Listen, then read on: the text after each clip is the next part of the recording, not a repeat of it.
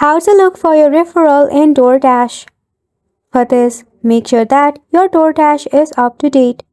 For that, open your Play Store application, and if there was an update bubble, simply leave it for an update. If not, tap open to your DoorDash application.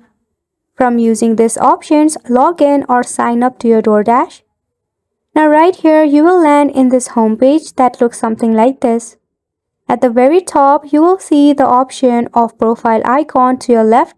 Tap on it. From all of this option at the bottom, you will see the option of refer friend. Tap on it. To check for your referral code, tap on check referral status, where you'll be able to see for your referral code and referral status.